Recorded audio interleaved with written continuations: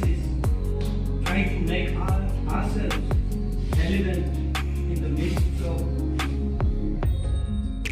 the choices that the people or the government, and I will try to relate it with the significance that forests have overall in the scheme of human wants, desires, and their subsequent priority. Friends, forests, and those of you who are studying forestry or for that matter natural resources management, we need to understand that our priorities, among other priorities of humankind, is almost at the bottom of the ladder. And maybe that's why we don't get sufficient attention. And that's the reason that we become, maybe we start with complacent. We are not attentive to the consequences. They are mostly the bad consequences, real consequences with deforestation, degradation, and so many other issues of climate change, global warming, so and so. We take it for granted because we don't give much significance to these aspects. We don't really care about how important they are otherwise in our good life, good health. And that's how we generally face problems with respect to prioritizing the issues of conservation vis-a-vis development. What I'm trying to emphasize on this aspect is people really don't understand forest per se. They generally think forest to be only trees, naturally growing trees only. And maybe technically we have also tried to define forest. And we think forest that way as well. But there are different kinds of forests and you already know what are they. Now, we have to understand that with changing society, changing time, we have different needs. And how do we prioritize the conservation of these forests with the developmental needs? And that's the constant tussle that we, more or less, every day that we encounter. And that's the reason that we have not been able to kind of convince people that this is good for our continuity, good for our present life. People think that whatever the topic, the philosophy, the idea of climate change, global warming is for the future. That's the general understanding. They think that it's not going to affect me today or tomorrow. Tomorrow here, not any future. Tomorrow, right, next day. We are unable to transfer this idea to common people, to politicians. Now, the world as such is driven by basically economics. Of course, the political system, social setup, they are all there. They have their own significance. But primarily, and especially in this present world, it's more driven by profit motive. Mainly, consumerism has dominated our psyche, individual psyche. Forget about, I'm not talking about anything. They need food, they need water, they need house to live. They need all these developments that are happening all around. Nobody wants to be left out, left behind. Yeah? So it's very difficult to convince awareness among people. So long as it is free, nobody cares. Yeah? I mean, that's my understanding. So we should all try to attach some kind of cost to each and every aspect of the nature's free goods. They should not remain free anymore. Then perhaps people would realize that it is not so free. Like the water that we have, Madam had just shown. We all know in Mizoram we have relatively water scarcity compared to other parts of Northeast perhaps. We have good rivers of course, but during lean season the water reduces greatly. And yes, water is we need for our basic survival. If we don't cost more costs, that's how we would perhaps bring to the general consciousness of it. We are ready to pay, say, 1,000 rupees to order a pizza, for example. But we are hesitant to even pay 300 rupees for water that we get for a month. I mean, is it not as forest officer, if I say no, this is affecting wildlife, no, we are not talking wildlife per se, we are talking life in general.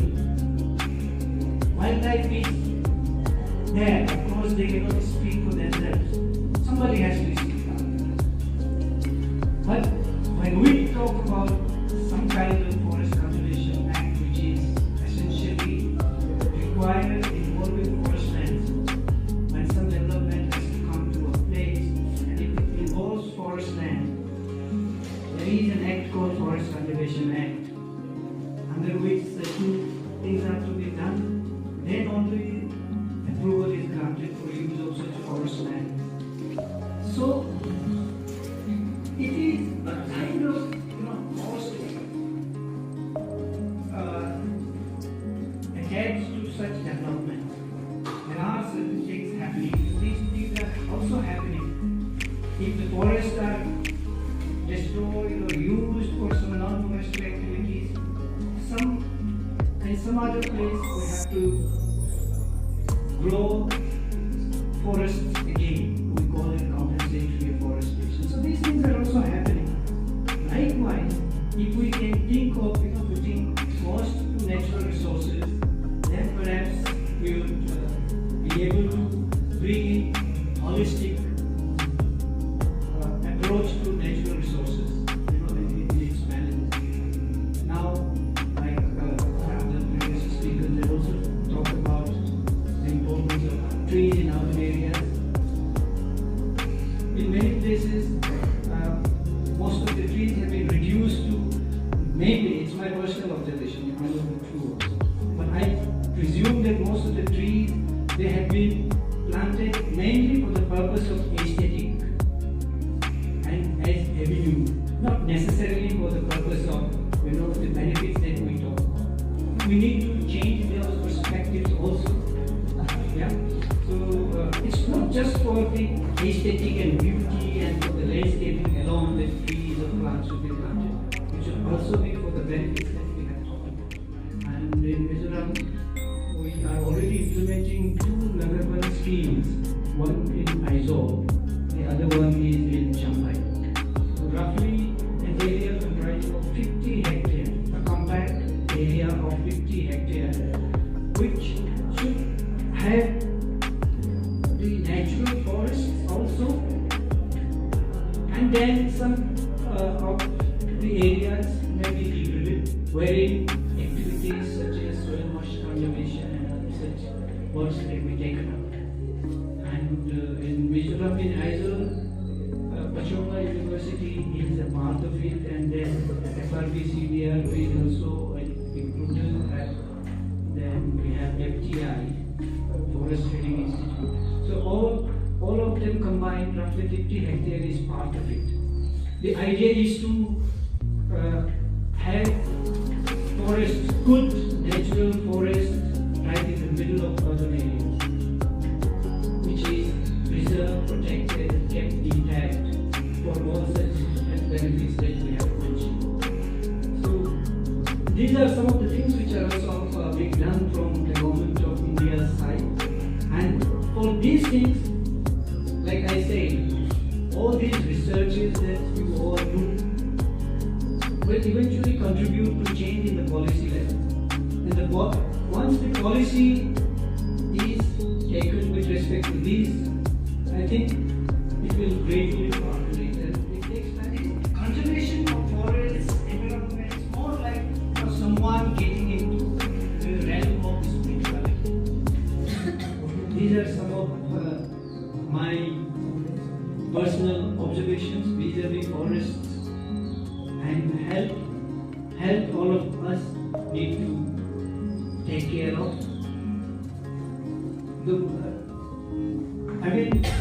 These days people are pretty aware about oneself. Keeping healthy is like, it's also an investment. It's also a saving too. In other words, you don't need to go to doctors. You don't need to see doctors in hospitals.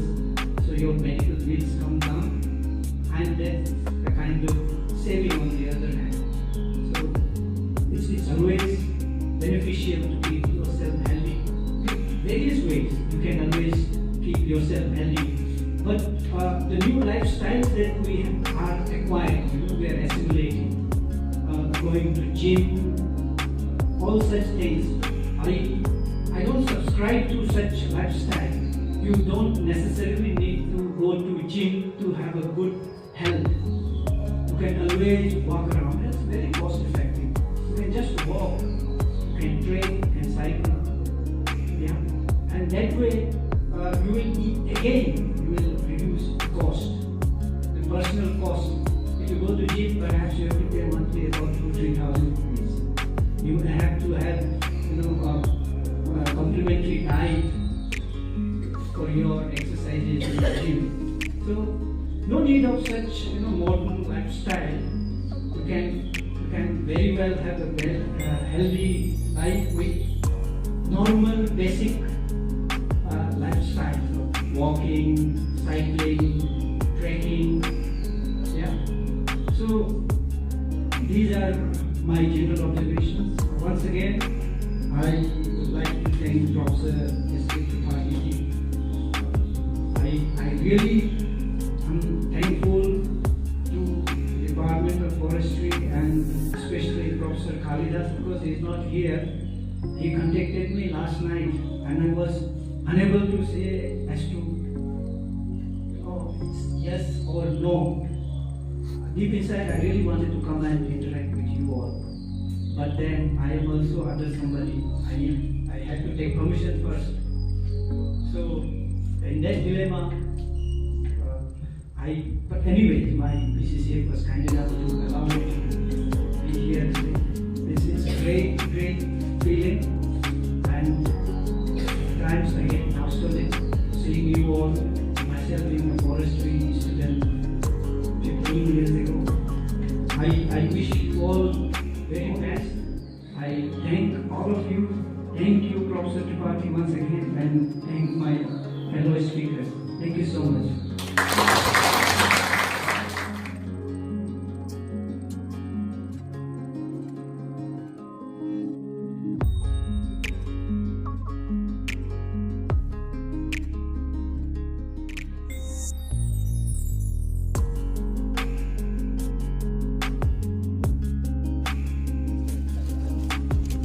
This is my second plant in MZU.